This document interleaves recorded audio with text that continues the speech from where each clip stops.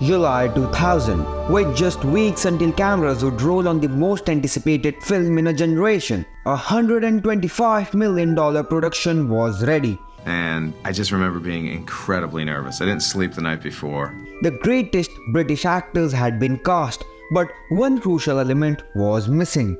We were becoming increasingly nervous because we had a film called Harry Potter and the Philosopher's Stone, and we didn't have Harry Potter. But sometimes magic happens in the most unexpected places. In London's West End, producer David Heyman decided to take a break from the exhausting search. He went to see a play, not knowing that fate was about to intervene. I noticed David Heyman turning round me every so often. I was like, who's that man? This is the story of how an impossible task became movie history, how three unknown children were chosen to bring magic to life, and how the greatest gathering of British acting talent came together to create a world that would enchant generations. Most Maxima!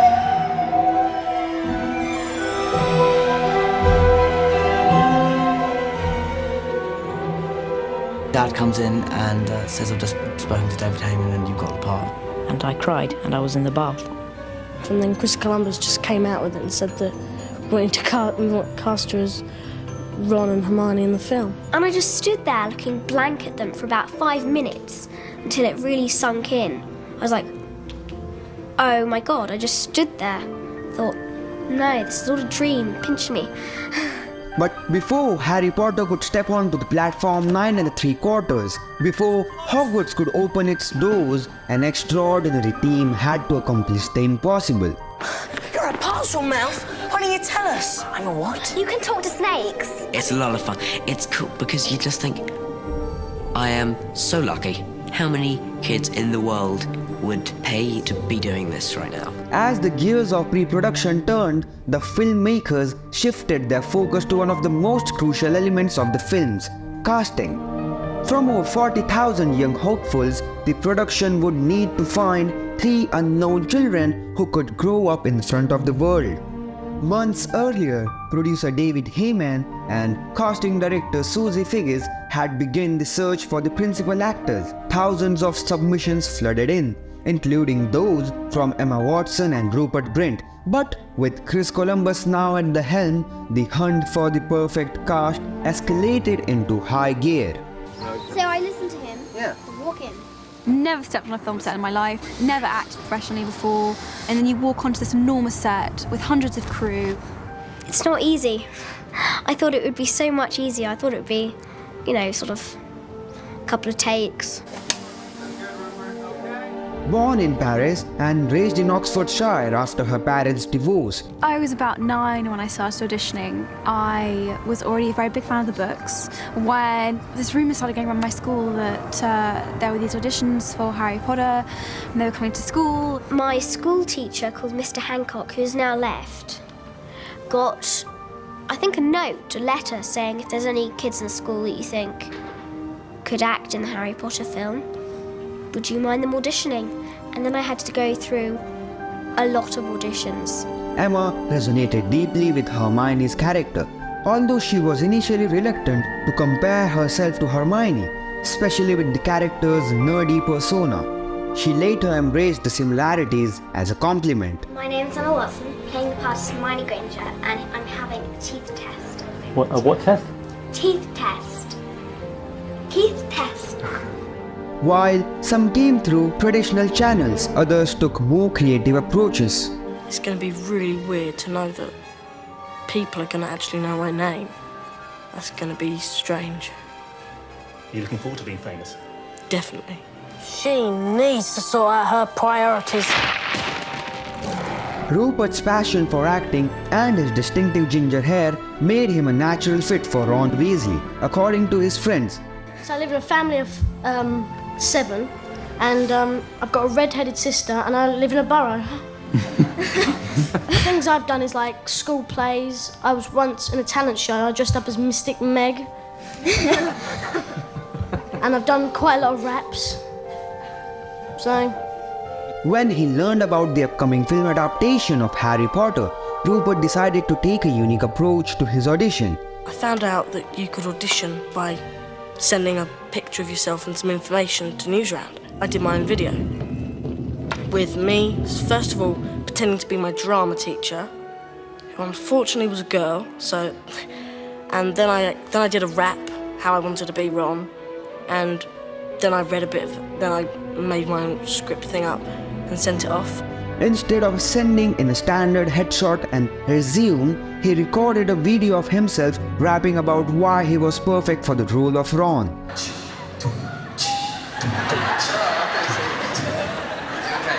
Okay, bear in mind, I was 10 when I did this. It's alright. Hello there, my name's Rupert Grint. I hope you like this and don't think I stink. I'm 4'9" and age 11. That's what I'm... His creativity paid off, catching the attention of the casting directors and securing his place in the magical world of Hogwarts. Walking into the Great Hall for the first time was absolutely incredible. All these effects with all the candles floating in the air, all lit and everything, all food on the table, all the flambeaux were lit. It was just incredible. It was the most amazing thing I've ever seen in my life. Meanwhile, the search for Harry Potter himself was proving to be a challenge. Daniel Radcliffe and his parents had initially decided against auditioning. But there was really a general reluctance from the parents. Feeling that the role was too big a commitment for such a young boy. My mum and dad both went, no, that's far too much of an upheaval of his life, so he we can't let that happen. While the child actors were being cast, production design was also well underway at Leavesden Studios. We spend so much time here in Leavesden and we really kind of function in our own little bubble.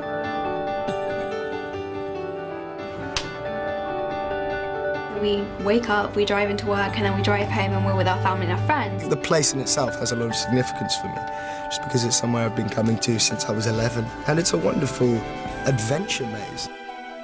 David Heyman and Chris Columbus knew that to bring J.K. Rowling's magical world to life, they needed a production designer with the vision to create a world where flying broomsticks and talking snakes felt just as real as a schoolboy's daily life. One of the most important decisions was to choose the production designer.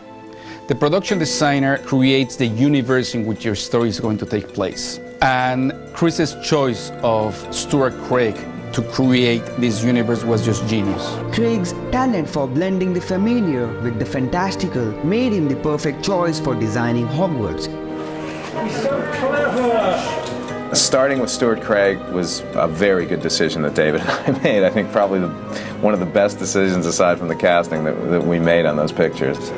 I got a call to say would I go to Los Angeles and meet with Chris Columbus.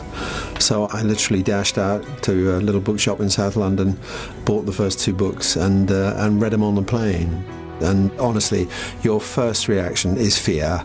You think, oh my God, how can I possibly do this, really? It's such a wide scope. You don't have a picture in your head, you don't have a philosophy or anything else. Set.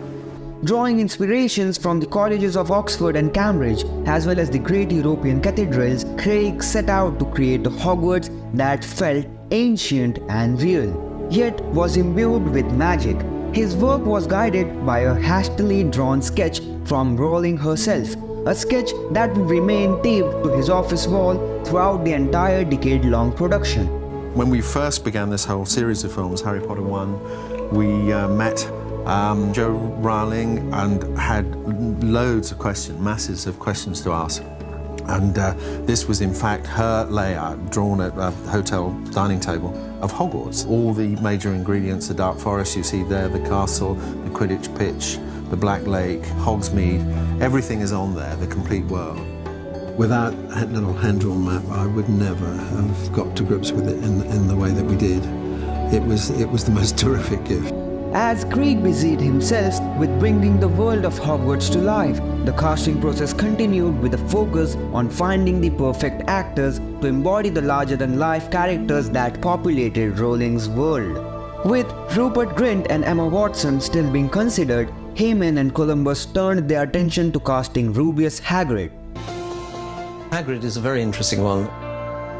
On the very first picture, they said to me, Hagrid will be Robbie Coltrane. Great, but we're probably going to have to digitally put Robbie into every single shot, and it's going to be one of the most expensive parts of the whole movie. Rumours had swirled that the character was written with the Scottish actor Robbie Coltrane in mind, but Coltrane himself dismissed these claims. Coltrane, a veteran actor with a career spanning stand-up comedy, television and film, took on the role with the encouragement of his children, who were eager fans of Harry Potter series. The book came first, and also I got fantastically detailed information from Joe Rollins. And of course, that actually makes complete sense because it's his performance, his character. First years, come this way, please. Come on now.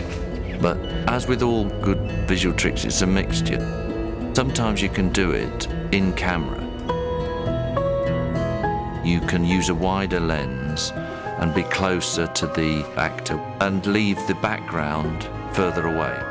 After a long conversation with Rowling, where she divulged everything about Hagrid's background, Coltrane set about perfecting the voice and mannerisms of the gentle giant.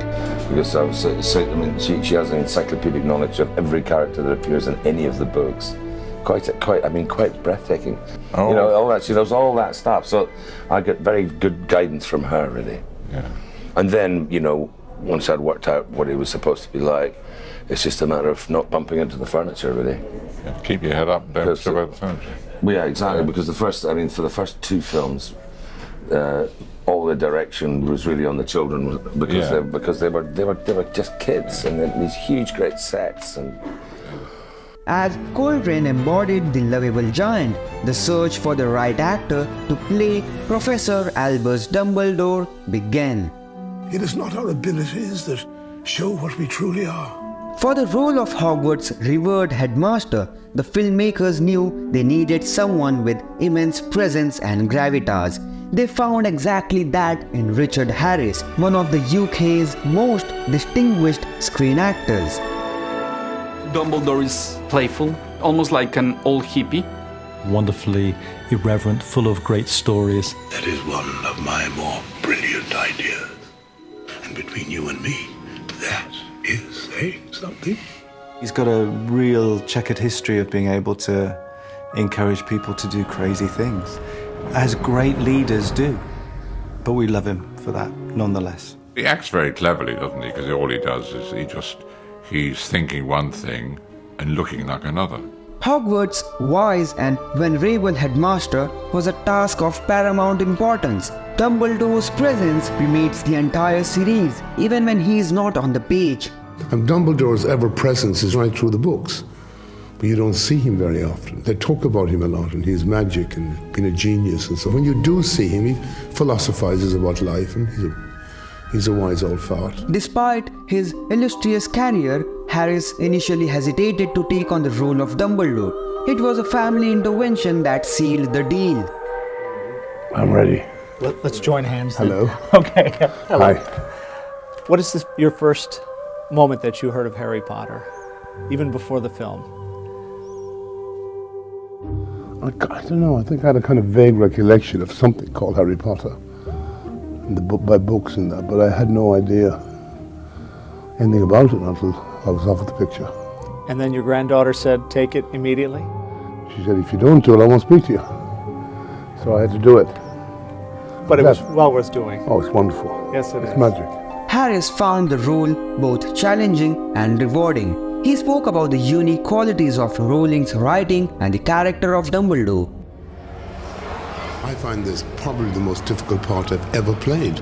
Let the feast begin. Because there is no sort of classical reference in it whatsoever. And you're left basically to your own sort of devices of what you want to make of it. I just found that the only way I could play it was to sort of find the voice. Most importantly of all, and pay attention please. And you have to sort of find a rhythm to it, you know what I mean? Like music. The third floor corridor on the right-hand side is out of bounds. It's developed into a community now. It's almost like an actor's repertory company. And it's really much easier now. We all get to know each other and relax with each other. We trust each other. So it's been smashing like that. The approach was clear. While the child leads were to be unknowns, the adult supporting cast would be drawn from the highest echelons of acting talent. Want to do a 12 for David? Hello, Dave. Hello, my godson. How are you? This is your godfather. Did you ever think I'd grow this old before you got old? My lord. Can we do a 12? What? A 12. On set, Harris quickly formed a bond with the young cast. Dan Radcliffe, who played Harry Potter, recalls the classic Richard Harris story. Back again, Harry? My first scene with Richard Harris, he came on and he introduced himself. That was quite scary at first because there are quite a lot of people who've worked with him before. And you've heard things and you're like, oh, okay.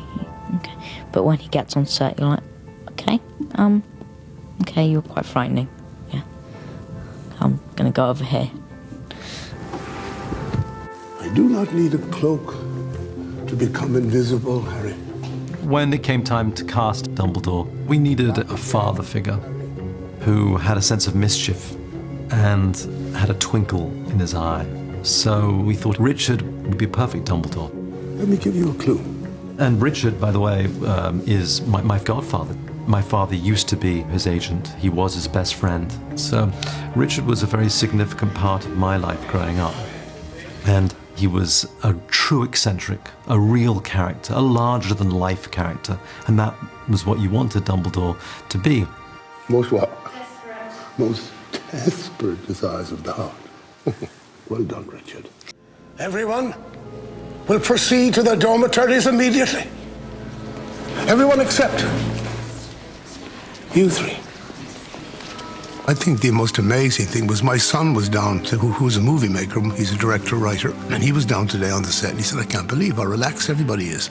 She's not dead. She's been petrified. In all the times I've worked here, I've never seen a day pressure. It's almost like an actor's repertory company. Innocent until proven guilty, Severus. We trust each other, so it means smashing like that. If one only remembers to turn on the light. However bleak things get, Dumbledore's always got that slightly mischievous side. Dumbledore has a twinkle in his eye. He's got a sense of fun and mischief, which is something Joe Rowling always wrote about. Dumbledore is definitely very much the father figure. This is the person who rescued him from, the drudgery that was the Dursleys, who brought him to this place, which is the first place that he really could consider home. Harry's not a hero. He's a hero, but he's not a hero in the Superman sense of the word hero. Hogwarts has kind of been, it's been like a safe house because, it's kind of been impenetrable. Because Dumbledore... Help will always be given at Hogwarts to those who deserve it. There was a completely ageless quality about him. You'd be sitting next to somebody who was a kind of perennial teenager on some levels, but also with fantastic wisdom on others, and his mind still fantastically alive. It's quite challenging to sit down at 6 o'clock in the morning and have to talk about Beckett and Shakespeare while he's having his beard stuck on. We got to the point of editing the second film and Richard was getting sick. And I remember going to visit Richard at the hospital, and he was very ill. At that point, the doctors were saying he was going to get better, he was going to be fine, but you just had a sense that he was not going to get better, that he was really frail at this point. And he said, the last thing he said to me is, you better not think of replacing me. And I said, don't worry, how can we ever replace you? And that was really the last exchange we had. And then he passed away 2 weeks later. There was certainly a sense of great loss. We'd lost a great actor, we'd lost a really nice chap, and we'd also lost Professor Dumbledore.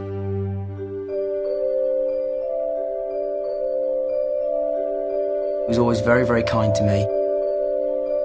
He was great, in our scenes and helped me. When he died, I was very, very sad, and also I think it was more or less the first encounter with death. Dan was much closer to Richard than I was, but I still spent 2 years with him. I was really shocked.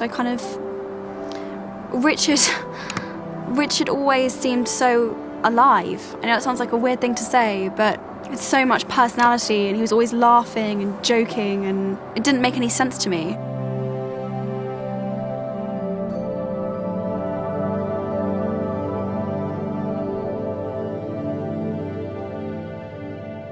The next crucial casting decision was for the role of Professor Severus Snape, a character as complex as he is iconic. Alan Rickman, known for his versatility on stage and screen, was approached for the part. Avada Kedavra. There is this deep, dark secret that Snape is carrying, and I always wanted that to be obvious. From the very first time Snape looks at Harry, and you've seen the first film, when Snape is looking at Harry, there's something much, much deeper going on. Harry, what is it? Where shall I Nothing. Nothing, I'm fine. I don't think anybody but Joanne Rowling is sure about him. You know, he seems to be one thing and then constantly pulls the rug out from under your feet. Alan Rickman, to me, was always Snape, because Jo Rowling showed me some early drawings. She'd done this sketch of Snape and looked just like Alan Rickman. Rickman was well aware of the cultural phenomenon that was Harry Potter when he was offered the role of Snape. He was a little reluctant because he has done this particular type of villain in the past, so he didn't want to be typecast as this villain. So David and I took Alan to dinner to convince him he had to play the role. And I remember the car ride through London with David driving, with Alan sitting in the front seat and me sitting in the back, and David almost got in a car accident. And I remember saying, David, don't kill us before Alan says no, you know, because we just expected him to say no, but for some reason, 2 days later, he came back and said yes. I don't think I had much choice in the matter. Lots of godchildren and nephews and nieces were not only excited, I think insistent. Rickman's career was marked by powerful performances in both villainous and nuanced roles. His portrayal of Hans Gruber in Die Hard had cemented his status as a master of complex characters. However, Rickman saw something timeless in Rowling's work. He knows how to get past Fluffy. And with Dumbledore gone... Good afternoon.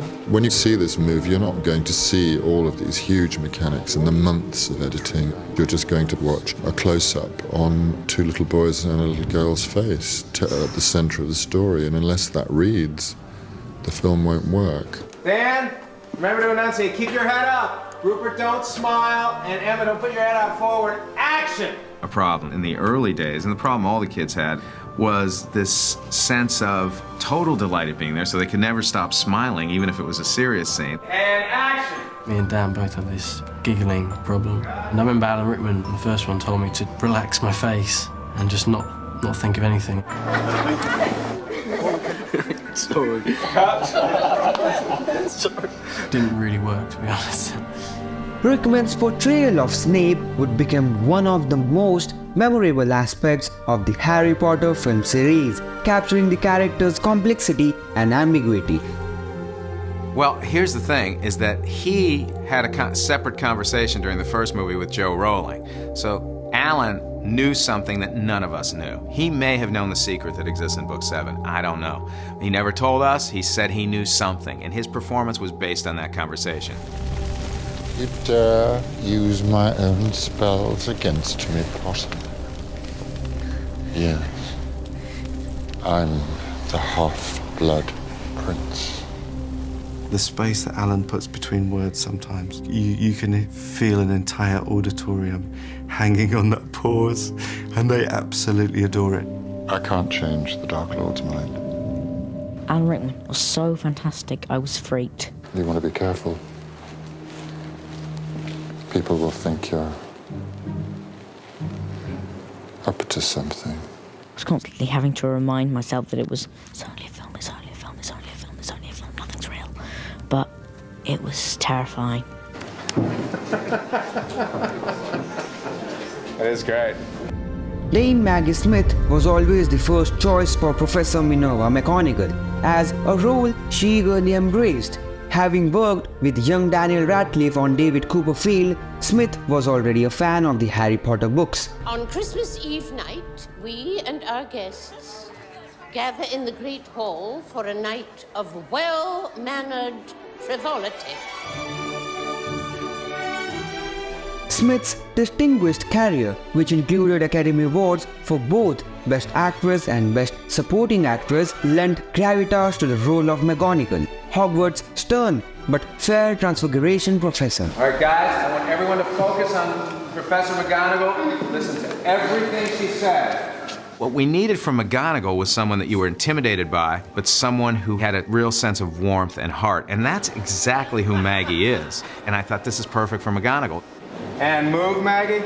You meet her in the beginning of the film. She's in the scene where they're walking up the stairs, and she was intimidating. I mean, she was intimidating to the crew because she's so smart, she's so brilliant. And the kids could sense that. But that was good. At that point, she was the disciplinarian. Everybody should be looking at her in awe of her. I have to say, a lot of good ideas came from Dame Maggie from our first fitting. She wanted to be Scottish. Her name is Scottish, so the whole idea of making her witch's hat more like a Scottish tam, that was actually her idea. She had some great ideas. I tried to keep all the kids really classically British boarding school. Funnily enough, J.K. Rowling said that the kids did not wear uniforms. So we ended up testing Daniel in regular clothes with a wizard gown and uniforms, and everybody went for the uniforms because graphically it was much prettier. Devin, take a little tiny step to your right. Good. Excellent. Good. No. Designing the magical world. With the cast taking shape, attention turned to the visual elements that would bring the magical world of Hogwarts to life. Costume designer Judiana Makovsky. What is the world of Hogwarts? You can draw from any inspiration, any history, any period. The children in the film, our vision was that they're very classic. There's nothing trendy about the wizard world. We tried to keep anything away like trainers. There's no logoed anything that smacks of modern. It's very classic. I was really going for less of a contemporary look because I always wanted the film to have some sort of timeless quality. So I remember their wardrobe test, dressing them as these adorable little English school children, and they looked amazing. Known for her work with directors like Francis Ford Coppola and Ridley Scott, faced the challenge of creating a distinct visual style for Hogwarts and its inhabitants. One of the Makovsky's first tasks was to design the Hogwarts uniforms, a detail not specified in Rowling's books. Harry's wardrobe posed a unique challenge. Having grown up with Dursleys, Harry's early clothes were meant to look worn and too big for him. I relied on Chris Columbus a lot for Harry. I mean, in the beginning it's clear his clothes are too big, they're old, they're torn. Once he got to the school, Chris didn't really want him to look like that. It's distracting. Makovsky's designs extended beyond just the students to the professors and magical creatures that populated Hogwarts.